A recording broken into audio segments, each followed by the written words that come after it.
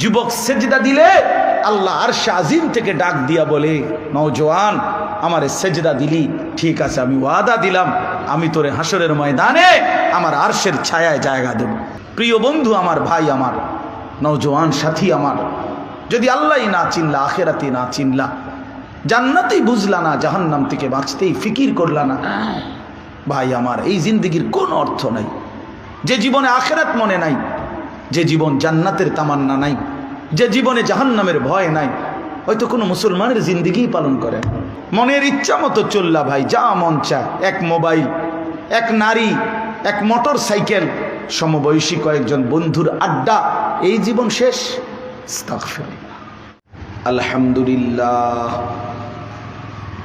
আলহামদুলিল্লাহ নাহমাদুহু ওয়া নাস্তাঈনুহু ওয়া নাস্তাগফিরুহু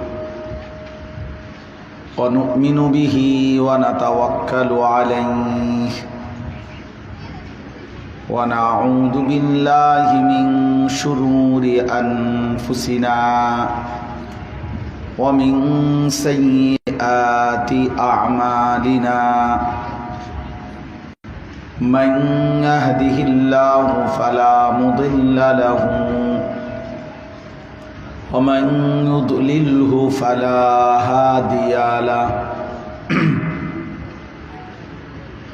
ونشهد أن لا إله إلا الله وحده لا شريك له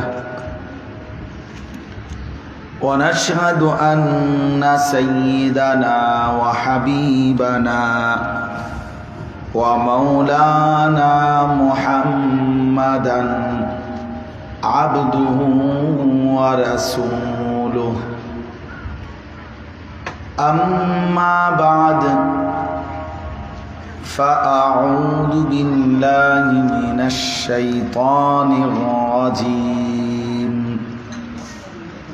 بسم الله الرحمن الرحيم هل أتى على الإنسان حين من الدهر لم يكن شيئا مذكورا إنا خلقنا الإنسان من نطفة أمشاج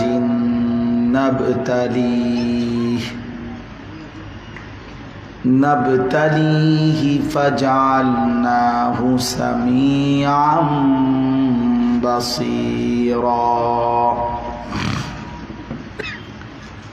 إنا هديناه السبيل إما شاكرا وإما كفورا صدق الله مولانا العظيم وقال نبينا صلى الله عليه وسلم الكيس من دان نفسه وعمل لما بعد الموت والعاجز من أتبع نفسه هواها وتمنى على الله اللهم صل على محمد وعلى آل محمد كما صليت على إبراهيم وعلى آل إبراهيم إنك حميد مجيد اللهم بارك على محمد وعلى آل محمد كما باركت على إبراهيم وعلى آل إبراهيم إنك حميد مجيد سبحانك لا علم لنا إلا ما علمتنا إنك أنت العليم الحكيم الحمد لله আল্লাহ পাক রব্বুল ইজ্জত জুল জালাল ওয়াল ইকরামের ফজল কারাম রব্বুল আলামিনের অপরিসীম ইহসান, মেহেরবানি, দয়া। আল্লাহ তাআলা আমাদেরকে আজ 16 নভেম্বর 2024 রোজ শনিবার সিলেট জালালাবাদ টুকের বাজার সাহেবের গাঁও তেমুখী ঐতিহ্যবাহী ইসলামী শিক্ষা প্রতিষ্ঠান জামিয়া ইসলামিয়া হজরত আবু বকর সিদ্দিক রাদিয়াল্লাহু তাআলা আনহু অত্র জামিয়ার আজকের এই 29তম বার্ষিক ইসলামী সম্মেলনে আল্লাহ তাআলাই আমাদেরকে আসবার বসবার আল্লাহর জন্যই জমা হওয়ার তৌফিক দান করেছেন। এই জন্য আমরা সকলেই বলি আলহামদুলিল্লাহ। ওই মাইকলা ভাইটা একটু উঠে দাও, সেই অপারেটরওয়ালাটা কই গেল দোস্ত, একটু উঠে দাও, একটু উঠে, এটা বেশি নিচু মনে উঠবনি। আর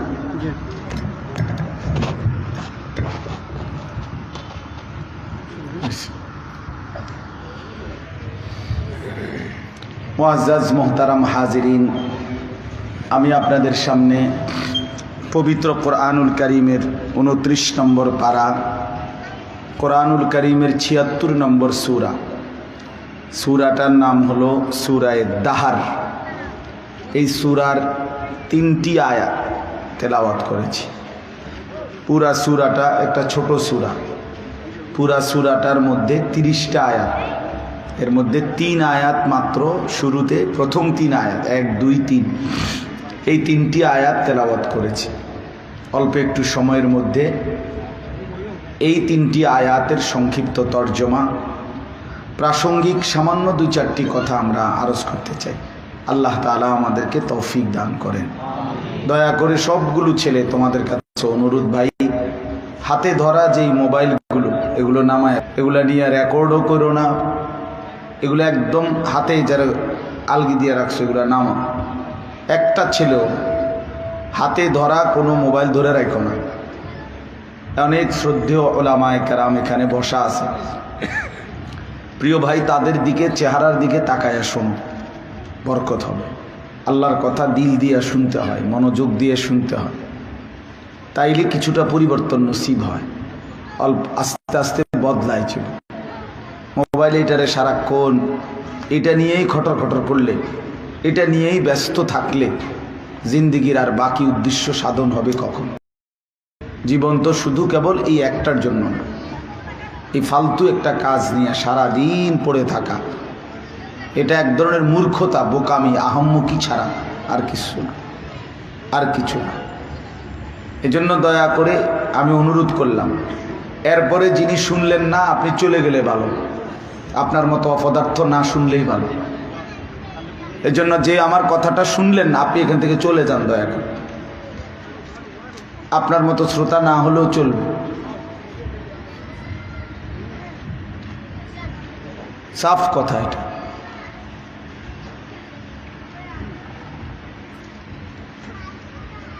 ওলামায়ে কেরাম তো উপস্থিত হইছে, এখন আমরা এখানে আসছি, তাহলে আমরা এখন উপস্থিত আছি, এখন সামনাসামনি শুনবার বরকত আলাদা।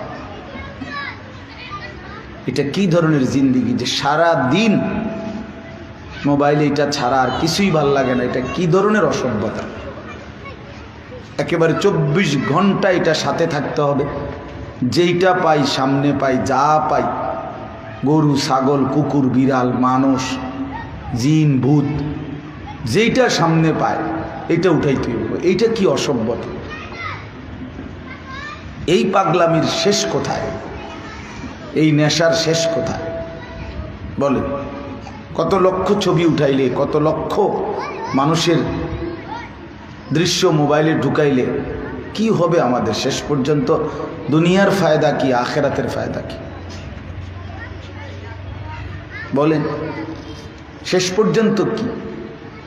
বাংলাদেশের 100 জন আলেমের সাথে একটা ছবি আছে মোবাইলে, তো কি হয়েছে এতে? হাসরের ময়দানে কবরের আযাব মাফ, হাসরের ময়দানে মাফ, কি ফায়দা এটা? এই জন্য দয়া করে প্রত্যেকেই, আমি শক্ত করে বললাম, এই জন্য মেহেরবানি করে একজনও হাতে ধরা মোবাইল ধরে রাখবেন না, এমনি শুনেন। অল্প সময় আল্লাহর কথা মনোযোগ দিয়ে শুনলে,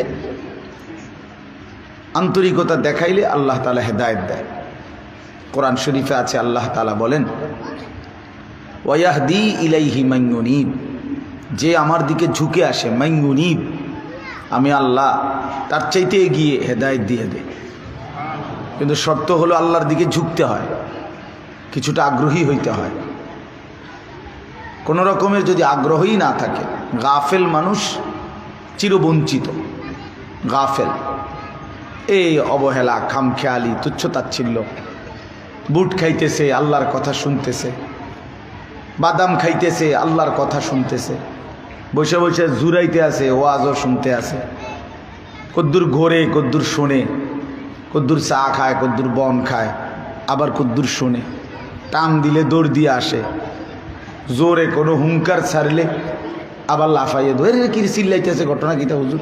এই হুজুর তো গরমে না, এই আবার দেখে আসে, তো আবার গরম শেষ, তো আবার যায় হাজা, এই হুজুরের তাল নাই।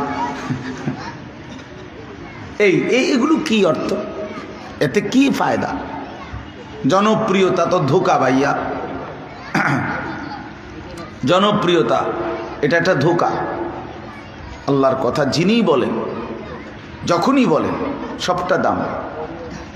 ওমান আহসানু কওলাম মিম্মান দাআ ইলাল্লাহ, আল্লাহ তাআলা বলেন তার কথার চাইতে সর্বোত্তম আর কোনোটাই নাই। তার চাইতে উত্তম মানুষ আর কেউ হতে পারে না, যে মানুষকে আল্লাহর দিকে ডাকে। তো যে আল্লাহর দিকে ডাকে সেই উত্তম। এবার সবাই তারে চিনুক বা না চিনুক এটা দেখার বিষয়। তার মা বয়ান 1000 মানুষ শুনতে হবে এটা জরুরি না। একজনের কাছে বললে উত্তম, 1 লক্ষের কাছে বললে উত্তম, আল্লাহর দিকে ডাকলেই উত্তম। এই জন্য আজকে আমি শুধু আমার বয়ানের জন্য বলতেছি না দোস্ত, অনেক শ্রদ্ধাভাজন হাজরাত ওলামায়ে কেরাম বয়ান করতেছেন এবং করবেন। উচিত সবগুলো বয়ান শোনা, মনোযোগ দিয়ে শোনা, এতে ফায়দা হয়, নিজের মধ্যে ধীরে ধীরে পরিবর্তন হয়। কোনো এক কথায়, কোনো এক শব্দে আল্লাহ তাআলা জিন্দিগি বদলে দেয়।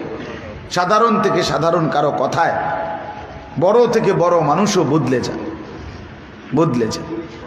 এই জন্য দয়া করে সবার কাছে অনুরোধ, নওজোয়ান ছেলে তোমাদের কাছেও অনুরোধ ভাই, আল্লাহর কথা মনোযোগ দিয়ে শোনো। ব্যক্তি হিসাব করবা না যে এই হুজুরের ওয়াজ এখন একটু জনপ্রিয়, এই হুজুরের একটু শ্রোতা বেশি, এটা কোনো বিষয় না। শ্রোতা বেশি আমি মনে করেন 1 লাখ মানুষ, 1 কোটি মানুষ আমারে মহব্বত কইরা আলগি দিয়ে একদম 4 রাস্তার মাথায় দিয়ে আসছে। এখন আল্লাহ তাআলা বললেন আনিস, আমি নিলাম না, আল্লাহ গ্রহণ করলেন না, তো 1 কোটি মানুষের স্লোগানে কি আসবে? কি ফায়দা হবে বাপ? আল্লাহ তাআলা যদি গ্রহণ না করে, আল্লাহ তাআলা যদি না নেয়, কি ফায়দা আছে? কি মূল্য আছে? এই জন্য দয়া করে এটা বোঝা উচিত। আল্লাহর কথা জুমার নামাজের বয়ান হয়, সেখানে মনোযোগ দিয়ে শোনা উচিত। আপনার এলাকার হুজুর হোক, কি হয়েছে এতে? নিজ নিজ মহল্লার আলেম দ্বীন আল্লাহর পক্ষ থেকে, ওয়ালি কুল্লি কওমিন হাদ, আল্লাহ তাআলা বলছেন প্রত্যেক জাতির জন্য আল্লাহ তাআলা ওই কওমের জন্য পথ প্রদর্শক রেখেছেন, হাদি পাঠিয়েছেন। তাহলে প্রত্যেক এলাকায় যারা ওলামায়ে কেরাম, তারা আল্লাহর পক্ষ থেকে ওই এলাকার মানুষের আখিরাতের পথ দেখাবার জন্য মনোনীত। এরপরে কোরআনুল কারীমের মধ্যে আছে আল্লাহ তাআলা বলছেন, জাহান্নামীরা যখন আল্লাহকে বলবে, আল্লাহ আমারে দুনিয়ায় আরেকবার ফেরত যেতে দেন, রব্বানা আখরিজনা না'মাল সালিহান গায়রাল্লাযী কুন্না না'মাল, আল্লাহ দুনিয়ায় আবার ফেরত যেতে দেন, এবার যদি যেতে পারি তাহলে সমস্ত নেক আমলগুলো করব। তো আল্লাহ তাআলা তখন বলবেন, আওয়ালাম নুআম্মিরকুম, 2টা কথা আল্লাহ বলবেন জাহান্নামীকে, যে শোনো বান্দা, আমি কি তোমাকে হায়াত দেই নাই? আমি কি তোমাকে সময় দেই নাই? আমি কি তোমাকে হায়াত দেই নাই? আমি তো তোমাকে উপযুক্ত হায়াত দিয়েছি, যেটুকু হায়াত দিছি ওটুকুর হিসাব নিছি। আমি তোমাকে আমল করার মতো, আমার বন্দিগি করার মতো সময় দিয়েছি, সুযোগ দিয়েছি। দুপুর 1টা বাজে জোহরের আজান হয়েছে, 3:45 বাজে মনে করেন, বা 4টা বাজে আসরের আজান হয়েছে, তো আল্লাহ তাআলা যেন বলতেছে, বান্দা আমি তো 3 ঘন্টা জোহরের নামাজ পড়ার টাইম দিছিলাম, পড়লে না কেন? 12 রাকাত নামাজ পড়তে তো 3 ঘন্টা লাগে না, আমি তো 1 ঘন্টার চাইতে বেশি সময় দিছিলাম ফজরের নামাজে, 4 রাকাত নামাজ পড়তে তো 1 ঘন্টা লাগে না, তুমি কদর করলে না কেন? কেন পাত্তা দিলা না? তো এই জন্য আল্লাহ তাআলা বলবেন, বান্দা আমি তো সময় দিয়েছি তোমারে, হায়াত দিছি তোমারে, তুমি সেই সময় আবার চাচ্ছ কেন? আর 2 নম্বর হলো ওয়াজাআকুমুন নাদির, এই কথাটা বলার জন্য বলছি। আল্লাহ তাআলা বলেন, এবং আমার পক্ষ থেকে তোমার কাছে নাদির, ভয় প্রদর্শনকারী বান্দা, এই জাহান্নামের ভয়, আখিরাতের ভয়, কবরের ভয় দেখাইছে প্রতিনিয়ত এরকম অগণিত বান্দা ওলামা আমি তো তোমার কাছে পাঠাইছি। তুমি ভেবে দেখো, তুমি তো তোমার চতুর্পাশে হুজুর আলেম ওলামা দিন বুঝানোর জন্য পাইছিলা, তোমারে বুঝাইছিল, তুমি কেন গুরুত্ব দিলা না? ফাজুকু, অতএব এখন জাহান্নামের আযাবই ভোগ করো। না তুমি হায়াতের কদর করলা, না তুমি উলামায়ে কেরাম তোমারে যারা ডাকছে আল্লাহর দিকে তাদের কথা কদর করল, কোনোটাই তো কদর করলাম, কোনোটাই তো পাত্তা দিলা না, জিন্দিগিটা শুধু খামখেয়ালিতে শেষ করে দিলা। এই জন্য প্রত্যেক জাতির জন্য, প্রত্যেক এলাকার জন্য, প্রতিটা মানুষের জন্য আল্লাহ তাআলার পক্ষ থেকে ভয় প্রদর্শনকারী বান্দা, উপযুক্ত দিন বুঝাবার মতো লোক আল্লাহ তাআলা নিজ নিজ এলাকাতেই আল্লাহ তাআলা নির্ধারণ করছে। আমরা এটা আমাদের দেশের একটা রেওয়াজ যে উলামায়ে কেরাম ঘুরে ঘুরে বয়ান করে, ঠিক আছে, কিন্তু শুধুমাত্র দূরের থেকে আসলে শুনতে হবে, দূরের বক্তা হইতে হবে, কুমিল্লার থেকে আইতে হবে, ঢাকার থেকে আইতে হবে, চাঁদের দেশ থেকে হুজুর আনতে হবে, মঙ্গল গ্রহ থেকে বিরাট হুজুর, তাল গাছের মতো লম্বা হুজুর, বিশাল একটা হুজুর মাথাত করে আনবে, এই একটা মোহ আর কি। নাই তো আল্লাহর কথা আপনাদের অঞ্চলের উলামায়ে কেরাম, নিজ নিজ মসজিদের ইমাম খতিব, ওনারাও শতভাগ বলতেছেন, বলেন আলহামদুলিল্লাহ। আখিরাতের জন্য, নাজাতের জন্য, পরকালীন মুক্তির জন্য আপনাদের মহল্লার ইমাম ওলামা ওনাদের বয়ানই যথেষ্ট ছিল, কিন্তু কদর করেন নাই বলে কোনোটাই পাত্তা দেন নাই আর কি। আল্লাহ আমাদেরকে বুঝার তৌফিক দান করেন। এই সূরার নাম হলো, বললাম, সূরায়ে দাহার, ৭৬ নম্বর সূরা, ২৯ পারা। সূরাটার 3টা নাম আছে তাফসিরের মধ্যে, সূরায়ে দাহার, সূরায়ে ইনসান, সূরায়ে আবরার। এর মধ্যে আমাদের এই ভারতীয় উপমহাদেশে কোরআনুল কারীমের যে কপিগুলো, যে ছাপা কপি যেগুলো আমাদের এই উপমহাদেশে আমরা পড়ি তেলাওয়াত, এগুলোর মধ্যে সূরায়ে দাহার লেখা। আর আরব দেশীয় যত ছাপা, আরব দেশের ছাপা যে কোরআন শরীফগুলো, সেগুলোর মধ্যে সূরায়ে ইনসান মানে মানুষ, এইটা লেখা। আর আরেকটা নাম আছে সূরায়ে আবরার। 3টাই নাম রাসূলুল্লাহ সাল্লাল্লাহু আলাইহি সাল্লাম থেকেই কোরআনুল কারীমের সমস্ত সূরার নাম নবী সাল্লাল্লাহু আলাইহি সাল্লামের থেকেই উচ্চারিত, মানে তিনিই বর্ণনা করেছেন। কোরআনুল কারীমের 114টি সূরার মধ্যে বিভিন্ন সূরার একাধিক নাম আছে, 2টা 3টা 4টা 5টা 10টা এরকম নাম আছে, একাধিক নাম আছে। এই নামগুলোও আল্লাহ তাআলার পক্ষ থেকে রাসূলুল্লাহ সাল্লাল্লাহু আলাইহি সাল্লামের মাধ্যমেই উচ্চারিত, নির্ধারিত। কোরআনুল কারীমের সব কিছুই, সূরা, আয়াত, শব্দ, একেবারে জের জবর পেশ, সব কিছুই আল্লাহ তাআলার পক্ষ থেকেই নির্ধারিত। আলহামদুলিল্লাহ, কোনো কিছুই এখানে মানুষের সংযোজনের কোনো সুযোগ নাই। লা ইয়াতিহিল বাতিলু মিন বাইনি ইয়াদাইহি ওয়ালা মিন খালফি। আল্লাহ তাআলা বলেন, আমার এই কোরআনের মধ্যে সামনের দিক থেকে বা পেছনের দিক থেকে কোনো দিক থেকেই কোনো বাতিল, কোনো ভুল ভ্রান্তি আসবে না। এটা আল্লাহ তাআলা এভাবেই সাজাইছেন, এভাবেই আল্লাহ তাআলা এটাকে নিয়ন্ত্রণ করেছেন। ইন্না নাহনু নাযালনা যিকরা ওয়া ইন্না লাহু লাহাফিজুন। আল্লাহ তাআলা বলেন, এই কোরআন আমি নাজিল করেছি, আমি আল্লাহই এটাকে চিরদিন আমি সংরক্ষণ করব। সুবহানাল্লাহ। এই জন্য বাপ কোরআনুল কারীমের 1450 বছরের ভিতরে কোনো একটি অক্ষর বিন্দু একটি নোক্তার মধ্যে কোনো রকম ভুল সন্দেহ সংশয় কিছুই নাই। এজন্য পৃথিবীর সর্বশ্রেষ্ঠ জ্ঞান কোরআনের জ্ঞান। এজন্য যেই দোস্তরা নওজোয়ান ছেলেরা মুসলমানের সন্তান হয়ে আল্লাহর কোরআন শিখতে পারে নাই, কোরআনুল করিম দেখেও পড়তে পারে না, কোরআনুল করিম থেকে কিছুই নেয় নাই, ওই বেচারা তুমি ভাই তেমন কিছু অর্জন করো নাই, কিচ্ছুই না। বাকিগুলো না হলেও চলতো। হ্যাঁ, সাফ কথা, বাকিগুলো না হলেও চলতো। দুনিয়া কামাই করার জন্য, দুনিয়া ভোগ করার জন্য, দুনিয়া উপার্জন করার জন্য বাকি কোনো বই না পড়লেও দুনিয়া ভোগ করে এরকম অসংখ্য কোটি কোটি মানুষ। মূর্খ বকলম, নামটাও দস্তখত করতে জানে না, টিপসই দেয়, এরকম হাজারো কোটি মানুষ আছে যারা গোটা দুনিয়া ভোগ করছে। ঘর বাড়ি দালান বিল্ডিং স্ত্রী সংসার নেতাগিরি মাতব্বরি পণ্ডিতি সব সব মাতবরি সব করতেছে, দুনিয়া তামাম ভোগ করছে। দুনিয়া ভোগ করতে, দুনিয়া উপভোগ করতে এতগুলো পড়া লাগে না, এমনি মিলে যায়, এমনি মিলে যায় দুনিয়া। আল্লাহ তাআলা কোরআনুল কারীমের মধ্যে বলছেন, ইন্না রাব্বী ইয়াবসুতুর রিজকা লিমান ইয়াশাউ ওয়া ইয়াকদির, নিশ্চয়ই আল্লাহ তাআলাই যাকে ইচ্ছে রিজিক বেশি দেন, যাকে ইচ্ছা কমায় দেন। এখানে এই সার্টিফিকেট দিয়ে কিচ্ছু হয় না। উদ্দা সার্টিফিকেট দিয়ে বেতন টাকা বাড়ে না, সার্টিফিকেট সারা মানুষে কোটি কোটি টাকার মালিক, বেটার কোনো সার্টিফিকেটে নাই। আমি দেখছি আমাদের এলাকার একজন আছে, কুমিল্লা এক ব্যক্তি আছে, ঢাকা শহরে একটা মডেল টাউনের মালিক।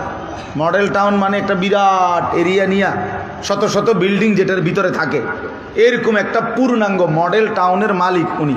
উনি একদম মূর্খ, একেবারে মূর্খ, এত মূর্খ হয় না, একেবারেই গণ্ড মূর্খ উনি। ওনার অধীনে যারা চাকরি করে, যারা ওনারে স্যার স্যার বলে, ওরা পিএইচডি হোল্ডার, ওরা উচ্চ শিক্ষিত, কিন্তু উনি মূর্খ, কোটি কোটি টাকার মালিক, কোটি কোটি টাকা।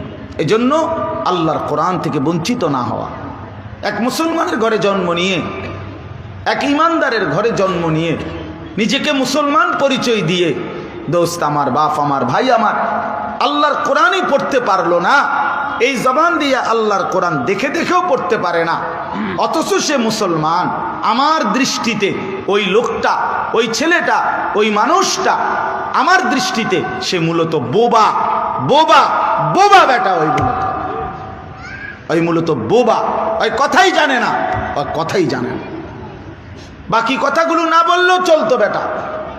যে জবান আল্লাহর নামই নিতে পারে না, আল্লাহর কালামই পড়তে পারে না, তুমি কথা না বললেই চলতো মিয়া। বোবা মানুষ এই পৃথিবীতে, বোবা মানুষ ভাত খায়, খায় না? এই পৃথিবী ভোগ করে বোবা মানুষও, বোবা মানুষও ঘুমায়, বোবা মানুষও পেশাব পায়খানা করে, বোবা মানুষও বিয়া করে, বোবা মানুষেরও বাচ্চা কাচ্চা হয়। তাহলে বোঝা গেল বাকি দুনিয়া ভোগ করার জন্য কথা না বললেও চলতো, কথা না বললেও চলতো, নাই তো বোবায় ভোগ করলো কেন? যেই জবান মালিকের দেওয়া, যেই চোখ আল্লাহ তাআলার দেওয়া, তার দেওয়া জবান, তার দেওয়া চোখে মালিকের নাম, মালিকের কালাম পড়তে পারে না, এর চাইতে বড় বদনসিব, দুর্ভাগ্য, মন্দ কপাল আর কিছুই হইতে পারে না, আর কিছুই হইতে পারে না। বাপ, আমরা আলহামদুলিল্লাহ যুগ যুগ ধরে আমাদের কওমি মাদ্রাসাগুলো আমরা কোরআন সুন্নাহর যেই ইলমের চর্চা করি, পৃথিবীতে যত পণ্ডিত, যত বুদ্ধিজীবী, যত ব্যঙ্গ করুক, বিদ্রুপ করুক, হুজুররা করে কি, মাদ্রাসায় পড়ায় কি, তুমি আইসা দেখো পড়ায় কি, তুমি আইসা দেখো পড়ায় কি, ওরা জানে কি, তুমি আইও না দেখো জানে কি, তুমি কি জানো আমরা দেখি। হ্যাঁ, পৃথিবীর সর্বশ্রেষ্ঠ, আসমান ও জমিনের সর্বশ্রেষ্ঠ ইলম, জ্ঞান মাদ্রাসার সন্তান শিখে। কোরআনুল কারীমের এক অক্ষরের সামনে গোটা পৃথিবীর সবগুলো বই একত্র করিলেও আলহামদুলিল্লাহ রাব্বিল আলামিন এই একটি আয়াতের কাছেও আসতে পারবে না, কাছেও নামে না। গাছ জোরের কথা না, বলে হুজুর আপনার গো মাহফিল দেখে মনো, আপনার লোক দেখে কইলেন আর কি, না আমনে আমার লোক লাগতো না, আমনে এমনি কথা কই। কথা বুঝেন না, আপনি যুক্তিতেও বলেন, যুক্তি দিয়া বুঝান যে পৃথিবীর বাংলা, অঙ্ক, ইংরেজি, পদার্থ, জীববিজ্ঞান, রসায়ন বিজ্ঞান, উচ্চতর গণিত, তথ্য যোগাযোগ প্রযুক্তির এই বইগুলো, এই পড়াগুলো কোরআনুল কারীমের শব্দ, কোরআনুল কারীমের কথাগুলোর চাইতে দামি কোন যুক্তিতে সেটা বলে। আমি তো জেনারেল লাইনে পড়ছি, বুঝুম ইনশাআল্লাহ। আমি কুমিল্লা ভিক্টোরিয়া কলেজ থেকে মাস্টার্স পাস করছি। উনি বলেন সায়েন্স বিজ্ঞান বিভাগ থেকে এসএসসি পাস করছি, উনি বলেন। তো এই জন্য বললাম এটা যুক্তিতে বুঝান, এটা গায়ের জোরের কথা না, এটাই সত্য, এটাই ইনসাফ। কোরআনুল কারীমই একমাত্র কালাম যার একটি অক্ষরের মধ্যেও কোনো সন্দেহ, সংশয়, অযৌক্তিক, অবাস্তব, অপ্রাসঙ্গিক কোনো কথা নাই। তাহলে কোরআন শিখলা না তো নওজোয়ান, কে শিখলা? কি পড়লাম ইয়া? কি পড়লাম ইয়া? আল্লাহর কোরআনই পড়তে পারো নাই, কোরআনুল কারীম থেকে কিছু শিখো নাই, তো মুসলমানের পরিচয় দেওয়ার ফায়দাটা কি?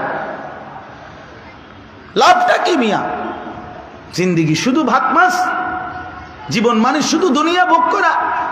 এক মুসলমান হিসেবে আল্লাহ তাআলা আমাকে বানানোর মানে এটা যে শুধু ভাত খাইলাম, বিল্ডিং করলাম, দালান করলাম, খাট বানাইলাম, সোফা বানাইলাম, মোটরসাইকেল কিনলাম, প্রাইভেট কার কিনলাম, বিয়ে করলাম, বাচ্চা হইল, খালাস, এটুকুর নাম জীবন? এটুকু তো দুনিয়ার সবাই ভোগ করে, কাফের বেঈমানও তো ভোগ করে, জন্তু জানোয়ারও তো ভোগ করে। তা মুসলমান হিসাবে আলাদা শ্রেষ্ঠত্ব কি ভাইয়া? আলাদা বৈশিষ্ট্য কি বাপ? বলো না। আল্লাহ আমাদেরকে বুঝার তৌফিক দেন। তো এই সূরাটার নাম হলো সূরা দাহার। এই সূরার একটা বৈশিষ্ট্য হলো এই সূরার মধ্যে আয়াত যদিও 30টা, কিন্তু এই সূরার একটা অন্যতম বৈশিষ্ট্য হলো এই সূরার মধ্যে আল্লাহ তাআলা জান্নাতের বর্ণনা, জান্নাতি বান্দাকে আল্লাহ তাআলা কিভাবে মেহমানদারি করবেন এটার একটা অসাধারণ বর্ণনা, হৃদয়গ্রাহী বর্ণনা, চিত্তাকর্ষক বর্ণনা, বহুতই মনোমুগ্ধকর বর্ণনা আল্লাহ তাআলা এই সূরার মধ্যে পেশ করছেন। অসাধারণ। এখানে এই সূরার মধ্যে জান্নাতি বান্দাকে কয় আইটেমের পানীয়, এই 7 আপ, কোক, মজু, হ্যাঁ এইতে তো সদর বদর, এগুলো তো কি সদর বদর না? এগুলো না, কয় আইটেমের সালসাবিল, জানজাবিল, কাফুর, এমন অত্যাধুনিক সুগন্ধিময় আল্লাহ তাআলা কি কি পানীয় জান্নাতে পান করাবেন জান্নাতি বান্দাকে, এর বর্ণনা এখানে আছে। জান্নাতের মেহমানদারিটার আইটেম কি হবে, আইটেমের বর্ণনাই শুনলে পাগল হয়ে যাওয়ার দশা, করছে কিরে মালিক, কয় কি? এই জন্য কোরআন শরীফে আছে, এইখানে আছে এই সূরার মধ্যে, ইদা রাআইতা সাম্মা রাআইতা নাঈমান ওয়া মুলকান কাবীরা। আমার বান্দা যখন জান্নাত দেখবে তো বারবার চোখ ফিরাইয়া দেখবে, বারবার চোখ ফিরাইয়া দেখবে, দেখে কবে আল্লাহ, এটা দি নেয়ামতে নেয়ামতে ভরা, আর দি বিশাল বড়, সুবহানাল্লাহ, এটাতে কোনো আগামাতা নাই। সর্বনিম্ন সবচেয়ে ছোট যেই জান্নাত যাকে দিবে, সর্বশেষ যেই লোক জান্নাতে ঢুকবে, ফেরেশতাকে সে জিজ্ঞেস করবে, ভাই আমারে কয় শতক দিল? ঠিক না? সর্বোচ্চ সবচেয়ে ছোট জান্নাত, মনে করেন 2টা রুম আর একটা বারান্দা, এর দূরে তো না। তো ফেরেশতা বলবে, দোস্ত তোমারে সবচেয়ে ছোট জান্নাতটা দিছে, সর্বশেষ জান্নাতটা তোমারে দিছে, আর সেটাই হলো 10 দুনিয়া বরাবর। ওয়াইদা রাআইতা সাম্মা রাআইতা নাঈমান ওয়া মুলকান কাবীরা। আল্লাহ তাআলা বলেন আমার বান্দা দেখবে আর দেখবে, ঘুরে ঘুরে দেখবে, ঘুরে ঘুরে দেখবে, চোখ ফিরাইয়া ফিরাইয়া দেখবে, আবার দেখবে, আবার দেখবে, আর বুঝবে নাঈমান ওয়া মুলকান কাবীরা, নিয়ামতে ভরা জান্নাত আর মুলকান কাবীরা, বিশাল বড় সাম্রাজ্য আল্লাহ তাআলা তাকে দান করছে। এজন্য বন্ধু আমার, জান্নাতের অসাধারণ বর্ণনা আল্লাহ তাআলা এই সূরার মধ্যে পেশ করেছেন। এটা এই সূরার একটা বৈশিষ্ট্য। রাসূলুল্লাহ সাল্লাল্লাহু আলাইহি ওয়াসাল্লামের উপর যখন এই সূরাটা নাজিল হইতেছিল, তখন আল্লাহর নবী সাল্লাল্লাহু আলাইহি ওয়াসাল্লামের সামনে কয়েকজন সাহাবী বসা ছিলেন। নবীজি উনাদের সাথে কথা বলতেছিলেন, ওনারাও বিভিন্ন ছোটোখাটো বিষয় আদি নবীজি সাল্লাল্লাহু আলাইহি সাল্লামের কাছে জিজ্ঞেস করতেছিলেন। এই সময় হযরত জিবরাইল আলাইহিস সালাম আসছেন। তো যে কয়েকজন লোক নবীজির সামনে বসা ছিল ওই সময়, এই সূরা নাজিল হওয়ার সময়, তখন সামনে একজন লোক ছিল, উনি ছিলেন কালো নিগ্রু হাবশি সাহাবী, কালো রঙের সাহাবী, রজুলুন আসওয়াদ। তাফসীরে কুরতুবির মধ্যে এই কথাটা আছে শুরুতে, যে ওই লোকটি ছিল কালো রঙের সাহাবী, উনি সামনে বসা, একদম নবীজির সামনেই বসে আছেন। তো আল্লাহ নবী সাল্লাল্লাহু আলাইহি সাল্লামের কাছে জিবরাইল আসলেন, আয়েশা এই সূরাটা নাজিল করলেন। কত নম্বর সূরা? ও মাতে না, ও আপনারা এই মাত্র আসছেন না? একটু আগে যে ওয়াজ করছিলাম কি আপনাদের সামনে না অন্য এলাকার লোক? তো এতক্ষণ যে বললাম ৭৬ নাম্বার সূরা, এটা কই আছিল আপনারা? বলেন কত নাম্বার সূরা? আবার বলেন, আবার বলেন, জোরসে বলেন, আরো জোরে। জোর হলো না, জোরে জোরে। এইবারে চিনি আর বলবেন নি, এরপরে মনে না থাকলে খাড় করাই দিব, একদম দাঁড় করাই দিব। তাই ৭৬ নাম্বার সূরা, ২৯ নাম্বার পারা। আমার শায়েখ আরিফ বিল্লাহ হাকিমুন নফস আল্লামা মুফতি মুশতাকুন নবী কাসিমি হুজুরের একটা আদত, এটা অভ্যাস, যে উনি যখন বয়ান করে শ্রোতারে বারবার জিগা বলতে চেষ্টা করে। বলেন বলেন, আপনি বলেন, আপনি বলেন, আবার বলেন, আবার বলেন, কন কন, আপনি কন, কি কইছি কন। এই কথাইটা মানে হুজুরের একটা নীতি এটা। আমার মনে আছে, আমারে অনেকবার হুজুরে বলছে, মৌলানা অনেক কিছু বলার দরকার নাই, আল্লাহর বান্দাকে যেটা বলতে চাইছেন এটা বারবার বলে তার কলিজাত বসায় দিবেন। প্রয়োজনে ১,০০,০০০ বার, এই শব্দটা বলছিল, যে প্রয়োজনে ১,০০,০০০ বার বলবেন, কিন্তু যেন ওই কথাটা আল্লাহর বান্দার দিলে বসে, দিলে যেন বসে। এটা একটা গুরুত্বপূর্ণ বিষয়। এই জন্য এটা হজরতের সবসময় ওনার বয়ানের একটা তর্জ, এটা যে বারবার জিজ্ঞেস করে, বলতে চেষ্টা করে, শুনতে চেষ্টা করে। আচ্ছা, তো রাসূলুল্লাহ সাল্লাল্লাহু আলাইহি সাল্লামের উপরে হজরতে জিবরাইল আলাইহিস সালাম এই সূরাটা নাজিল করলেন। এই সূরা নাজিল করার পরে জিবরাইল আলাইহিস সালাম চলে গেলেন। সূরা নাজিল করে নবী সাল্লাল্লাহু আলাইহি সাল্লাম সাহাবীদের সামনে, ওই যে কয়জন বসা ওনাদের সামনে এই তৎক্ষণাৎ এই সূরায়ে দাহার এটা শুনাইলেন, এই ৩০ আয়াত বিশিষ্ট এই সূরাটা। তো এই মাত্র বললাম যে এই সূরার একটা বৈশিষ্ট্য হলো, এই সূরার মধ্যে জান্নাতের বর্ণনা অসাধারণ, বললাম না এই মাত্র। তো এই সূরাটা যখন পড়ে শুনাইলেন, জান্নাতের এই অসম্ভব সুন্দর এই বর্ণনা যখন শুনলেন এই সাহাবীরা, ওই যে সামনে যেই কালো সাহাবীটা বসা ছিল, হাবশি, কালো রঙের, উনি সাদা সিধা মানুষ, সহজ সরল মানুষ, কিন্তু রাসূলুল্লাহ সাল্লাল্লাহু আলাইহি সাল্লাম এর সাহাবীদের দিল ছিল এমন, যাদের দিলে ২৪ ঘন্টা জান্নাতের তামান্না থাকতো, জাহান্নামের ভয় থাকতো, আখেরাতকে যেন ওনারা চোখের সামনে দেখতেন, আখেরাতকে দেখতেন। সাহাবায়ে কেরাম ছিলেন এমন। ওয়ালাকিন্নাল্লাহ হাব্বাবা ইলাইকুমুল ঈমান ওয়া যায়্যানাহু ফি কুলুবিকুম ওয়া কাররাহা ইলাইকুমুল কুফরা ওয়াল ফুসুকা ওয়াল ইসয়ান উলাইকা হুমুর রাশিদুন। আল্লাহ তাআলা বলেন, আমি আমার বন্ধুর সাহাবীদের কাছে তাদেরকে কেমন বানাইছি আমি? আল্লাহ বলেন, আমি আল্লাহ নিজে আমার বন্ধুর সাহাবীদের দিলের মধ্যে ঈমানকে সবচেয়ে প্রিয় বানিয়ে দিলাম। হাব্বাবা হাব্বাবা, এবং ঈমানকে সাজিয়ে দিছি তাদের অন্তরে, ঈমান তাদের দিলে আমি আল্লাহ সাজিয়ে দিলাম।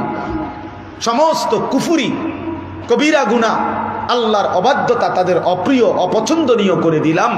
উলাইকা হুমুর রাশিদুন। আল্লাহ বলেন, আমি নিজে ওয়াদা দিলাম, নিজে ঘোষণা দিলাম, আমার রাসূলের সমস্ত সাহাবী রাশিদুন, হেদায়েত প্রাপ্ত, কল্যাণ প্রাপ্ত, জান্নাত প্রাপ্ত। সুবহানাল্লাহ। এজন্য সাহাবায়ে কেরামের সমালোচনা করে, সাহাবায়ে কেরামের প্রতি ন্যূনতম বিদ্বেষ করে ইসলামের খেদমত, ইসলাম প্রতিষ্ঠার খেদমত কেউ করতে পারবে না, পারবে না, পারবেই না, কোনোদিনও না, কোনোদিনও না। তোমার দ্বারা হবে না বেটা। সাহাবায়ে কেরামের প্রতি যার কলিজার মধ্যে বিদ্বেষ আছে, ইতিহাস চর্চা করে, গবেষণা করে, পর্যালোচনা করে। না না, সব পর্যালোচনা, সব গবেষণা তোমারে আল্লাহ এবং রসুল করার অনুমতি দেয় নাই। পণ্ডিতি সবখানে খাটে না,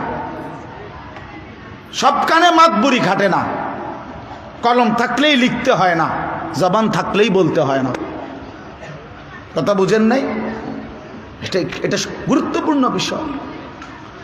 সাহাবায়ে কেরামের প্রতি যদি বিশ্বাসের ভিত নড়ে যায়, মনে করেন 3টা ইট, তো 3টা ইটের মধ্যে নিচের ইটটাই যদি ফেলে দেয়, তো উপরের দুটো ইটও তো পড়ে যাবে। ঠিক কিনা বলেন না কেন? সাহাবায়ে কেরামের প্রতি বিশ্বাস, ভক্তি, শ্রদ্ধা, আস্থা, এটা যদি ইমানদারের দিল থেকে সরে যায়, তো রাসূলুল্লাহ সাল্লাল্লাহু আলাইহি সাল্লামের পুরা 23 বছরই তো সরে যাবে। কারণ রাসূলুল্লাহ সাল্লাল্লাহু আলাইহি সাল্লামের কাছ থেকে 23 বছরের সমস্ত বর্ণনা, নবী রাতে, দিনে, সকালে, দুপুরে, একাকী, প্রকাশ্যে, ঘরে, বাইরে, উঠতে বসতে, চলতে ফিরতে যা বলছেন, যা করছেন, সব তো সাহাবায়ে কেরামই বর্ণনা করছেন। নালে আমরা শুনলাম কোত্থেকে? কথা বুঝছেন না? তো উনাদের প্রতি উনাগরে যদি সরায় দেওয়া যায়, তো রাসূলুল্লাহ সাল্লাল্লাহু আলাইহি সাল্লামের 23 বছরটাই তো বিতর্কিত হয়ে যাবে। আর রাসূলুল্লাহ সাল্লাল্লাহু আলাইহি সাল্লাম নাউযুবিল্লাহ বিতর্কিত হলে তো রব্বুল আলামিন যে বললেন আমি দিন পূর্ণ করলাম, দিন পূর্ণ করলাম, তো এটা কি থাকে? আর আল্লাহর প্রতি আস্থা থাকে কিভাবে? আর নাউযুবিল্লাহ। এই জন্য সাহাবায়ে কেরামের দিলে, আমাদের অন্তরে সামান্যতম সংশয়, সন্দেহ থাকার কোনো সুরত নাই, অনুমতি নাই, অনুমতি নাই। আল্লাহ আমাদেরকে বুঝার তৌফিক দান করেন। তো এই সাহাবি, যে বললাম কালো সাহাবি, উনি এই সূরা যখন নবীজি সাল্লাল্লাহু আলাইহি সাল্লাম শুনাইলেন, জান্নাতের এই বর্ণনা শুইনা উনি তাফসীরের মধ্যে লিখছে, তিনি একটা চিৎকার, জাফরাতান, তিনি একটা চিৎকার দিলেন, খুশিতে, আনন্দে, জান্নাতের তামান্নায়, আগ্রহে একটা চিৎকার মারলেন। এক চিৎকারে তিনি ওইখানেই ইন্তেকাল করলেন। এইখানেই নবীজি সাল্লাল্লাহু আলাইহি সাল্লামের সামনেই জীবন দিয়ে দিলেন। আল্লাহ নবী সাল্লাল্লাহু আলাইহি ওয়াসাল্লাম তখন বললেন, লাকাদ আখরাজা নাফসা সাহিবিকুম আশ-শাওকু ইলাল জান্নাহ। নবী সাল্লাল্লাহু আলাইহি সাল্লাম বলেন, দেখো তোমাদের সাথী, তোমাদের বন্ধু, তোমাদের ভাই জান্নাতের শৌক, জান্নাতের প্রচন্ড আগ্রহে জীবন দিয়ে দিল, জান দিয়ে দিল। নিকাল যায় দম তেরে কদমোं के नीचे, यही दिल की हसरत, यही दिल की आरजू है। আল্লাহর প্রিয় বান্দারা বলতেন, আয় মাওলা, তোমার মহব্বতে, তোমার ভালোবাসায়, তোমার কদমের নিচে জীবন দিয়ে দিলাম। এটাই তো ছিল দিলের তামান্না, এটাই তো দিলের আহাজারি ছিল। নিকাল যায় দম তেরে কদমোं के नीचे, यही दिल की हसरत, यही दिल की आरजू है। এক মুমিনের জীবনের স্বপ্ন এটা, আল্লাহর জন্য জান দিবে, আখিরাতের তামান্নায় জীবন দিবে, জান্নাতের আশা করবে, জাহান্নাম থেকে বাঁচার ফিকির করবে। প্রিয় বন্ধু আমার, ভাই আমার, নওজোয়ান সাথী আমার, যদি আল্লাহই না চিনলা, আখিরাতই না চিনলা, জান্নাতেই বুঝলা না, জাহান্নাম থেকে বাঁচতেই ফিকির করলা না, ভাই আমার, এই জিন্দেগির কোনো অর্থ নাই। যে জীবনে আখিরাত মনে নাই, যে জীবন জান্নাতের তামান্না নাই, যে জীবনে জাহান্নামের ভয় নাই, হয়তো কোনো মুসলমানের জিন্দেগি পালন করে। এই নাম সর্বস্ব মুসলমান হয়ে কি লাভ? চেহারায়, সুরতে, চলনে, বলনে, কোনো কিছুতেই ঈমান ইসলামের কোনো নমুনা নাই, জান্নাতের কোনো তামান্না নাই, জাহান্নামের কোনো ভয় নাই। এ জিন্দেগির কি অর্থ? এ জীবনের অর্থ কি? মনের খেয়াল খুশি মতো, মনের ইচ্ছা মতো চললা ভাই, যা মন চায়, এক মোবাইল, এক নারী, এক মোটর সাইকেল, সমবয়সী কয়েকজন বন্ধুর আড্ডা, এই জীবন শেষ। আস্তাগফিরুল্লাহ। যৌবনের এই সুন্দর সময় 10টা বছর, 15 বছর এই কারণেই শেষ করে দিলাম। সারা রাত মোবাইল টিপতে টিপতে জীবন শেষ। উলঙ্গ ছবি আর নর্তকী দেখতে দেখতে হায়াত শেষ। সমবয়সী বন্ধুদের আড্ডায় ঘন্টার পর ঘন্টা ব্যয় করে জীবন শেষ। জিন্দেগি মোটর সাইকেল চালাইতে চালাইতে শেষ। একটা মেয়ের পিছনে ওর প্রেম, ওর ভালোবাসা, ওই মেয়েটার পিছনে ওরে বাইল করতে, মানে ঠিক করতে করতে হায়াত শেষ। বেকুব বেডি ঠিক করতে বুঝি এতক্ষণ লাগে বেটা। আহাম্ম কপদার্থ কথা, তুই তো বেটা একটা আকামলা মানুষ বেটা, তো একটা কাপুরুষ বেটা। তো একটা বেডির পিছনে জীবন শেষ করে দিছে। সারাদিন নারী, ছবি, নর্তকী, জিনা, ব্যভিচার। তীর কেন? অর্থাৎ তার ভিতরে একটা শাহওয়াত আছে, এই শাহওয়াতটার জন্য সেরকম পাগল পারা। তো আল্লাহ তাআলা বান্দার দিলে, বান্দার শরীরে আল্লাহ তাআলা যেই চাহিদা তৈরি করছেন, সেই চাহিদা পূরণের ব্যবস্থাও আল্লাহ তাআলা করেছেন। যিনি তৃষ্ণা দিয়েছেন তিনি পানি দিয়েছেন, যিনি ক্ষুধা দিয়েছেন তিনি খাবার দিয়েছেন, ঠিক যিনি যৌন চাহিদা দিয়েছেন তিনি হালাল স্ত্রীর ব্যবস্থাও রেখেছেন। এ তো সহজ হিসাব। এর জন্য এরকম কুত্তার মতো পাগল হয়ে যাওয়ার কিচ্ছু নাই। পূর্বপুরুষ যুগ যুগ ধরে স্বামী স্ত্রীর পবিত্র বন্ধন, নারী পুরুষের পবিত্র বন্ধন, বিবাহের পবিত্র বন্ধন, এর মাধ্যমেই তো মানব প্রজন্ম এই পর্যন্ত আসছে। ওয়াবাসা মিনহুমা রিজালান কাসীরান ওয়া নিসাআ। আল্লাহ তাআলা বলেন আদম এবং হাওয়া এই দুইজনের সম্পৃক্ত হওয়ার পরে এই স্বামী স্ত্রীর পৃথিবীর প্রথম বন্ধন কি? স্বামী স্ত্রী। বুঝেন নাই কথা? বাবা মা, ভাই বোন, চাচা ভাতিজা, শালা দুলাভাই, হ্যাঁ, স্বামী স্ত্রী, এর মধ্যে প্রথম এই যে বন্ধন, এইগুলো বন্ধন না? এই প্রথম বন্ধন কি? স্বামী স্ত্রী। আদম এবং হাওয়া ভাই বোন না, স্বামী স্ত্রী। তাহলে পৃথিবীর প্রথম বন্ধন কি? বলেন না কেন? স্বামী স্ত্রী। তো আল্লাহ তাআলা বলেন এর মাধ্যমে আমি পরবর্তীতে এই পৃথিবীতে এই দুইজনের ধারাবাহিকতাই অসংখ্য নারী এবং পুরুষ ছড়িয়ে দিয়েছি। ওয়াবাসা মিনহুমা। তো এটা তো চলবে ভাইয়া, এর জন্য এত পাগল হওয়া কেন? আমার যুবক ভাই তোমাদেরকে বলছি, আলাদা আলাদা। মন তো চাই তোমার কাছে গিয়ে বলি, কানে কানে কই, এত খারাপ বলে বালা না। মানুষের বাচ্চা এত নষ্ট হয় না। এক নারীর জন্য এত পাগল কুত্তার মতো হওয়ার কিচ্ছু নাই। এটা পরে দেখবে হু দেখ করে ধোকা, দিল্লি কা লাড্ডু जो खाएगा वो भी पछताएगा, जो नहीं खाएगा वो भी पछताएगा। দেখবে শুধু শুধু আয় হায় রে, জিন্দিগিটা না শেষ করে দিলাম। আমি কয়দিন আগে পাকিস্তান গেছিলাম, এই অক্টোবরের লাস্ট সপ্তাহে। আপনার করাচি গেছি, লাহোর গেছি, ইসলামাবাদ গেছি। তো লাহোর গেছি, আর সারাদিন ঘুরবার পরে লাহোরে জিজ্ঞাসা করলাম যে লাহোরের সবচেয়ে ঐতিহাসিক খাবার কি?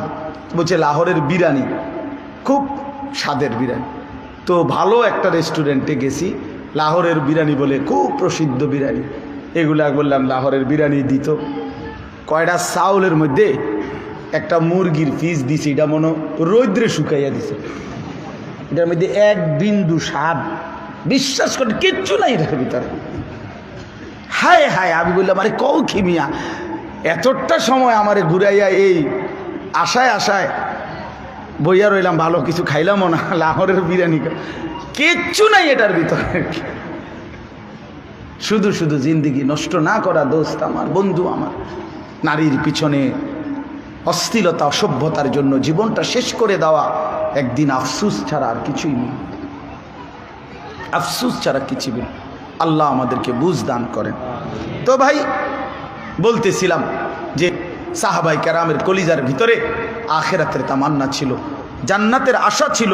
এজন্য জান্নাতের কথা শুনে হ্যাঁ এই সাহাবী একটা চিৎকার মাইরা জান্নাতের তামান্নায় জীবন দিয়ে দিছে। সুবহানাল্লাহ। আর একটা ছোট্ট উদাহরণ বলি। রাসূলুল্লাহ সাল্লাল্লাহু আলাইহি ওয়াসাল্লাম বদরের যুদ্ধের দিন নবী সাল্লাল্লাহু আলাইহি সাল্লাম 313 জন সাহাবীকে সারিবদ্ধভাবে দাঁড় করাইয়া কাফেরদের মোকাবেলায় যখন যুদ্ধ শুরুর ঘোষণা দিছে, বদরের যুদ্ধে এই যুদ্ধের ঘোষণা দিছে আর কি, যে এখন শুরু করো যুদ্ধ।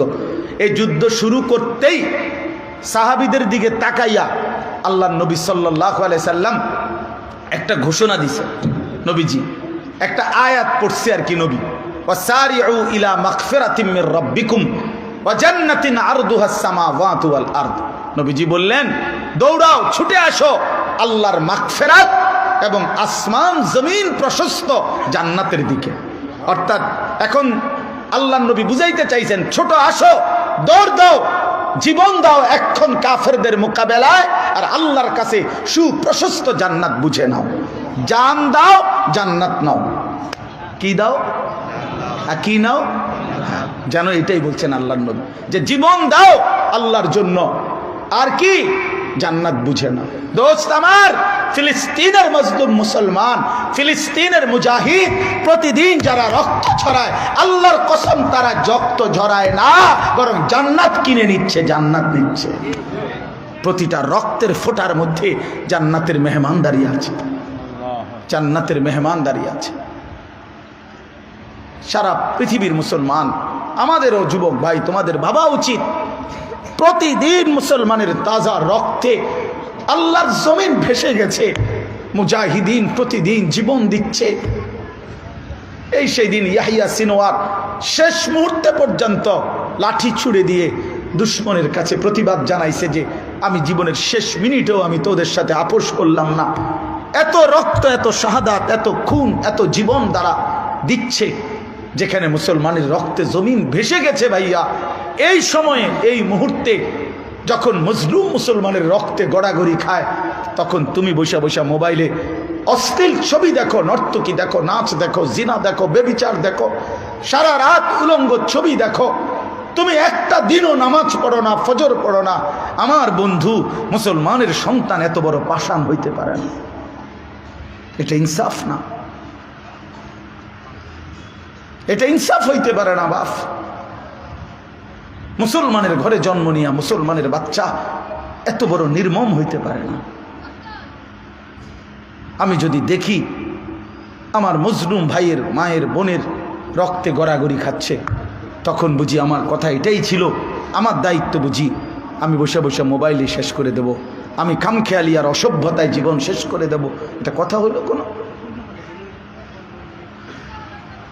আল্লাহ আমাদেরকে বুঝার তৌফিক দান করেন।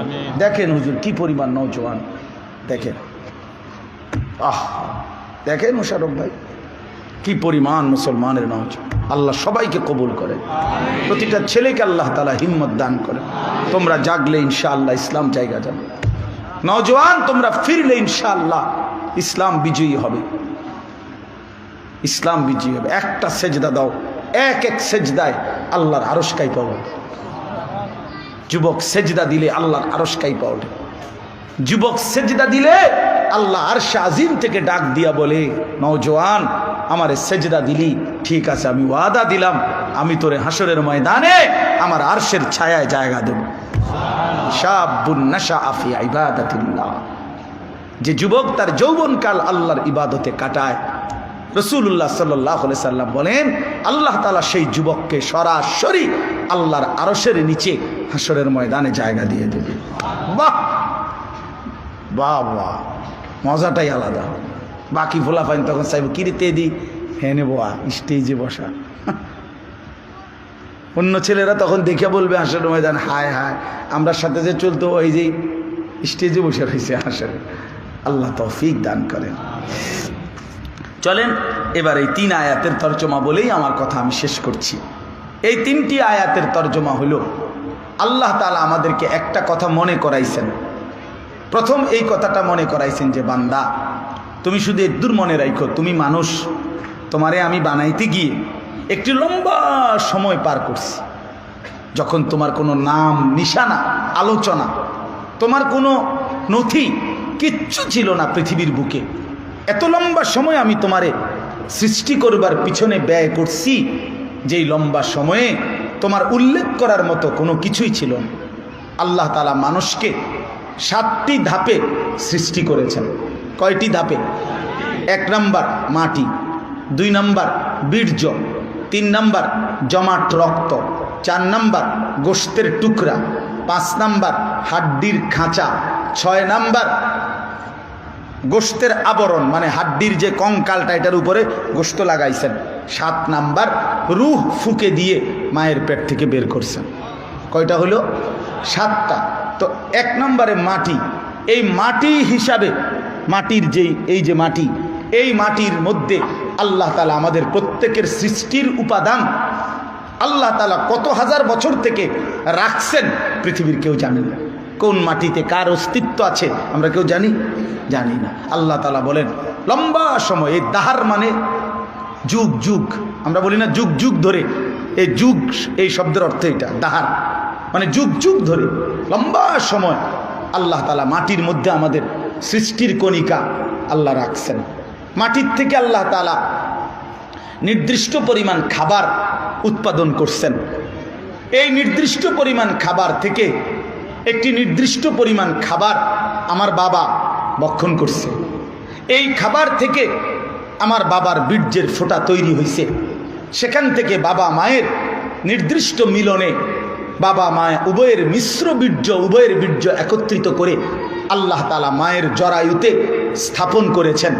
সেখান থেকে আবার 10 মাস লাগাইয়া ধীরে ধীরে ধীরে ধীরে প্রসেসিং করে একদিন আমারে মায়ের পেট থেকে পৃথিবীর এই আলো দেখাইছে। এখন কতদিন যাবত আমি মাটির মধ্যে ছিলাম, কতদিন যাবত আমি খাদ্যের কণিকার মধ্যে ছিলাম, কতদিন যাবত আমি বাবার বীর্য হিসাবে ছিলাম, কতদিন পরে আমি মায়ের জরায়ুর মধ্যে আসলাম, কতদিন পরে আমি আবার সেখান থেকে ধীরে ধীরে আমার আল্লাহ আমারে তৈরি করে পৃথিবীতে আনলেন। এই যে লম্বা সময় আল্লাহ বলেন হাল আতা আলাল ইনসানে হিনুম মিনাদ দাহরি লাম ইয়াকুম শাইআম মাযকুরা, প্রতিটা মানুষের উপর দিয়ে গিয়েছে যুগের পর যুগ লম্বা সময়, যখন সে কোনো উল্লেখ করার মতো তার কোনো নাম ঠিকানা আলোচনা পর্যালোচনা কারো কাছে ছিল না। আল্লাহ বলেন সেই লম্বা সময়ের পরিক্রমার পরে আলোচনাহীন নাম নিশানাহীন সেই মানুষকে ইন্না খালাকনাল ইনসানা মিন নুতফাতিন আমশাজ, আমশাজ মানে মিশ্র, স্বামী স্ত্রীর মিশ্র বীর্য থেকে আমি আল্লাহ তাকে একদিন মায়ের জরায়ুতে অস্তিত্বে এনেছি, সৃষ্টি করেছি, এরপরে মায়ের পেট থেকে বের করেছি। আল্লাহ বলেন এতটা লম্বা সময় যে লাগাইলাম তোমারে বানাইতে, তোমার কি একটাবার উচিত না এ কথা জিজ্ঞাসা করা যে আল্লাহ তাইলে আপনি আমারে কেন বানাইছেন এতদিন লাগাইয়া? কথা বুঝছেন না? কেন বানাইল? এতটুকু বিবেক যদি না আসে, আরে ভাইয়া এদুর যদি বুঝ না আসে যে আল্লাহ আমারে কেন বানাইলেন, কেন সৃষ্টি করলেন, তো তাহলে আমি আর মানুষ হইলাম কোন? আমি আর মানুষ হলাম কোন? আমারে আকল দিয়ে লাভ হলো কি? আমারে বুদ্ধি বিবেচনা দিয়ে লাভ কি হল? আমারে তো জন্তু জানোয়ার বানাইলেই ভালো হইতো। তো আল্লাহ তাআলা বলেন আমি এই লম্বা সময় পার করে তোমাকে বানিয়েছি বান্দা কেন জানো? নাবতালিহি, পরীক্ষা করার জন্য। কি করার জন্য বলেন না? কি করার জন্য?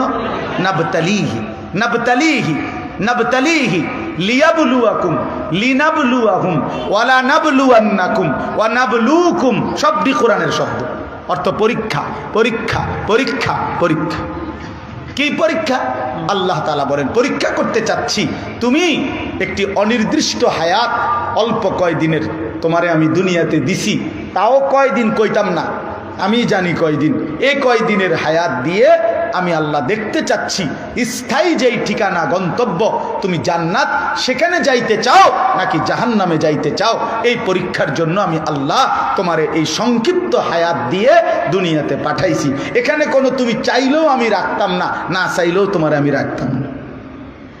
কথা বুঝছেন না? তোমারে কিন্তু আমি আসলে এনে রাখতাম না, এনে থাকতে দিছি অল্প কয়দিন।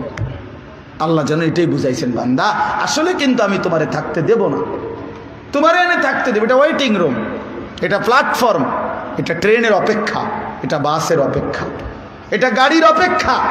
গাড়ি আসলেই উঠে যাইতে হবে, মৌত আসলেই চলে যেতে হবে, চলে যেতে হবে। তো আল্লাহ তাআলা বলেন অতএব ওই স্থায়ী গন্তব্য জান্নাত কিংবা জাহান্নামের পরীক্ষার জন্য আমি তোমাকে পাঠিয়েছি। এখন প্রশ্ন হলো, এই কথা শেষ, এখন প্রশ্ন হলো আল্লাহ তাআলাকে যদি বলেন আল্লাহ তাহলে আমি বুঝলাম আমারে আপনি পরীক্ষার জন্য বানাইছেন। 2 নম্বরে আমি এটা বুঝলাম আমার পরীক্ষা হলো আমি কি জান্নাতে যাইতে চাই না জাহান্নামে যাইতে চাই। তা আমিও সিদ্ধান্ত নিলাম পরীক্ষা দিমু।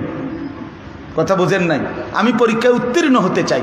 এখন আপনি পরীক্ষায় পাশ করার জন্য আমার কি ব্যবস্থাপনা দিছেন, মানে কি দিছেন আমি যার দ্বারা পরীক্ষায় পাশ করবো? বই কই, খাতা কই, সিলেবাস কই, প্রশ্ন কই, স্যার কই? কথা বুঝছেন না? আমি একটু বুঝতে দেবে না? তো আল্লাহ তাআলা বলেন আমি তোমাকে 3টা জিনিস দিয়েছি। কয়টা জিনিস? 1 নাম্বার ফাজআলনাহু সামিআন বাসীরা, আমি আল্লাহ শুনবার মতো কান দিয়েছি, দেখবার মতো চোখ দিয়েছি। এই 2টা অঙ্গ উদাহরণস্বরূপ বলছে, তাফসীরের মধ্যে লিখছে, অর্থ হইল আল্লাহ বলেন আমি তোমাকে এমন একটা শরীর দিছি আমি আল্লাহ যতগুলো হুকুম করেছি, যতগুলো নিষেধ করেছি, সবগুলো হুকুম পালন করা, সবগুলো নিষেধ বর্জন করা। আল্লাহর কসম, আল্লাহ বলে বান্দা তোমার শরীরের মধ্যে আমি হুকুম পালন করা, নিষেধ বর্জন করার শতভাগ যোগ্যতা দিয়েই তোমার শরীর আমি আল্লাহ বানাইছি। এমন একটা হুকুম নাই যেটা তুমি পারবা না, এমন কোনো কিছু আমি বলি নাই। মানে এমন না তুমি রুকু দিতে পারতা না, তোমার কোমর বাঁকা হয় না, অথচ আমি তোমারে রুকু করতে বলছি না বান্দা, এমন জুলুম আমি করি না। তুমি সেজদা দিতে পারতা না, মানে তোমার হাঁটুও ভাঙ্গে না, কোমরও ভাঙ্গে না, কনুইও ভাঙ্গে না, নিচের দিকে তুমি যাইতেই পারো না। আমি যদি এটা বলতাম যে আল্লাহ আমারে আপনি বানাইলেন তাল গাছ, অন কইতে আছেন সেজদা দিতাম, তো এইটা কি কইলেন আমারে, তো তাইলে না জুলুম হইতো।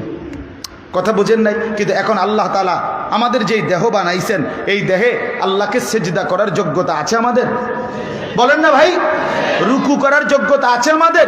আত্তাহিয়াতুর জন্য বসবার যোগ্যতা আছে আমাদের? হাত তুলবার যোগ্যতা আছে আমাদের? কোন অজু, গোসল, নামাজ, রোজা, হজ, যাকাত, জিকির, তেলাওয়াত কোনটার যোগ্যতা নাই, অথচ আমারে করতে বলছে? কোনটা নিষেধ যেটা করছে ছেড়ে দিতে, অথচ আমি এটা সম্ভব না? মনে করেন যে আমার যদি অবস্থা এমন হইতো যে আমি যদি কোনো মহিলার দিকে তাকাই, হুজুর চাইলে আর মাথা নিচের দিকে নামাইতারি না, আমি এটা এমনি চাইয়া তেমন লাগে। আমার এমন গার এটা এমন যে এটা নিচের দিকে নামে না, বেড়িতের দিকে চাইয়ে থাকি। তা তাইলে না বলতেন এটা অযৌক্তিক? আমারে তো বলছে চোখ নামাইতে ভিন নারী থেকে না দেখতে, কিন্তু আমার তো মাথায় নামাইতে পারি না, আমি গাঁড়ে নামাইতে পারি না, তাইলে না বলতে। এখন গাঁড় নামাইতে পারিনি আমরা, কথা বলেন না কেন? তো তাইলে অসুবিধা কোথায়? অসুবিধা কোথায়? সুদে না হারাম করছে তো ব্যবসা হালাল করে নাই, মদে না হারাম করছে তো পানি হালাল করে নাই, ভিন নারী না হারাম করছে কিন্তু হালাল স্ত্রী কি বৈধ করে নাই? তো সমস্যা কোথায় হয়েছে? কোনানে কামড়াইছে, সমস্যা কি? আল্লাহকে না মানার অসুবিধা কি? এই জন্য আল্লাহ বলেন আমি তোমাকে মানবার পুরা যোগ্যতা সম্পন্ন একটি শরীর দিয়েছি। এলো এক, ইন্না হাদাইনাহুস সাবিলা, এই তৃতীয় আয়াত। আল্লাহ বলেন আরো দুইটা জিনিস তোমারে আমি দিছি। একটা হলো এই সফলতার রাস্তা, উত্তীর্ণ পরীক্ষা পাশের রাস্তা বুঝাইয়া দেওয়ার জন্য আমি আল্লাহ যুগে যুগে নবী রসুল আর নবী রসুলদের পরবর্তীতে ওলামায়ে কেরাম পাঠিয়ে তোমারে পুরাটা রাস্তা, জান্নাত পর্যন্ত পৌঁছবার পুরা রাস্তা পরিষ্কার বুঝাইয়া বলার জন্য ওলামায়ে কেরাম দিয়েছি। আর কি? 3 নাম্বার, বুঝবার জন্য সরাসরি আসমানি কিতাব দিয়েছি। তাহলে এই 3টা, 1 নাম্বার মানবার মতো যোগ্যতা সম্পন্ন শরীর দিয়েছি, 2 নাম্বার বুঝাইয়া বলার জন্য নবী রসুল ওলামায়ে কেরাম দিয়েছি, 3 নাম্বার বুঝবার জন্য কিতাব দিয়েছি। এবার আল্লাহ বলেন ইম্মা শাকিরান ওয়া ইম্মা কাফুরা, অতএব আমি সব কিছু নিখুঁত ব্যবস্থাপনা করে তোমার এই পৃথিবীতে থাকতে দিয়েছি, শরীরের মধ্যে মানার যোগ্যতা দিছি, বুঝাইয়া বলার জন্য নবী রসুল উলামা দিয়েছি, বুঝবার জন্য কিতাব দিয়েছি। এবার শুধু আমি দেখতেছি ইম্মা শাকিরান ওয়া ইম্মা কাফুরা, তুমি কি আমার অনুগত না অবাধ্য? ভাত খাও অসুবিধা নাই, কিন্তু আমি হিসাব রাখতেছি। ভাত খানা এটা কোনো আশ্চর্য কিছু না। আল্লাহ তাআলা বলেন কুলু ওয়া তামাত্তাউ কালিলান ইন্নাকুম মুজরিমুন। আল্লাহ বলে নাফরমান কিছু সময়ের জন্য দুনিয়া খাও, ভোগ করো, অসুবিধা নাই, শুধু মনে রাখবা ইন্নাকুম মুজরিমুন, তুমি কিন্তু পাপী। শুধু এটা মনে রাখবে। সকাল 8টা বাজে নাস্তা খাইতে বলছো, বসছো বেঈমান, আল্লাহ যেন ডাক দিয়া বলে বেঈমান নাফরমান খাও, অসুবিধা নাই, খানা আটকাইতাম না, শুধু মনে রাখবা তুমি ফজরের নামাজ পড়ো নাই। এদূর খেয়াল রাখলে বাকি ফিডাটা পরে হইব, আগে খাইয়া লও, নাস্তা খাইয়া লও। রাত 10টা বাজে খাইতে বসছো নাফরমান, আল্লাহ বলবে না নাফরমান ভাতে আটকাইতাম না, ভাত খাবে ইমান, শুধু মনে রাখবি এশার নামাজ পড়স নাই, বাকিটা আমি দেখব, বাকিটা দেখব। এই জন্য দুনিয়া আল্লাহ আটকায় না মিয়া। ওই ভাত মাছ চাল ডাল, খানা খাদ্য, ঘুম আহার নিদ্রা, পেশাব পায়খানা, যৌন চাহিদা পূরণ, এগুলো আল্লাহ তাআলা দুনিয়া আটকায় না। দুনিয়া তো আল্লাহ তাআলা খাইতে পড়তে ঘুমাইতে যৌন চাহিদা পূরণ করতে, এটা তো আল্লাহ তাআলা কুত্তারেও খাওয়ায়, তোমারে খাওয়ায় তো না খা। আল্লাহ কি কুত্তারে খাওয়ায় না? তো তোমারে খাওয়াবে না। শুকরেও তো আল্লাহ খাওয়ায়। জন্তু জানোয়ারকে তো আল্লাহ তাআলা খাওয়ায়, তোমারে খাওয়াবে না কেন? এই জন্য ভাইয়া ওই খাইতেছ, ঘুমাইতেছ, ফুর্তি করতেছ, তুমি মনে করছো কেউ তোমারে ধরবে না, ছুঁইবে না। না না দোস্ত, টাঙ্গাইয়া ফিরবো, টাঙ্গাইয়া।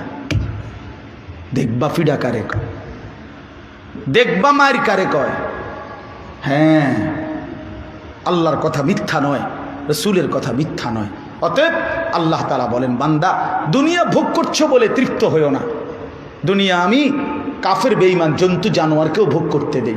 দেখার বিষয় হলো আখিরাত। দেখার বিষয় হলো কি? আখিরাত। আখিরাত ऐसे रहे या वैसे रहे, वहाँ देखना फिर कैसे रहे। দুনিয়া এমনে হেমনে একভাবে না একভাবে পার হয়েই যায়। আসল দেখার বিষয় হলো ওইখানে কেমন থাকবে। কোথায়? আখিরাত। আখিরাত। আল্লাহ তাআলা আমাদের সবাইকে কবুল করেন। আমার প্রিয় ভাইরা, নওজোয়ান সাথীরা, সবার কাছে অনুরোধ, দোস্ত আমার, নামাজ পড়ো, নামাজ পড়ো ভাই আমার। চরিত্র নষ্ট করো না, আখলাক নষ্ট করো না। মোবাইলের আসক্তি, নারীর আসক্তি, মদ, জুয়া, জিনা, ব্যভিচারের আসক্তি থেকে নিজেকে ফেরাও ভাইয়া। কষ্ট হইলেও ফিরে আসো, ইনশাআল্লাহ আল্লাহ তাআলা দুনিয়া আখিরাতের কামিয়াবি দেবে, বরকত দেবে। মানুষের ভালোবাসাও মিলবে, আল্লাহর ভালোবাসাও মিলবে। আল্লাহ তাআলা আমাদের সমস্ত সাথীদেরকে কবুল করেন, মাদ্রাসাকে কবুল করেন।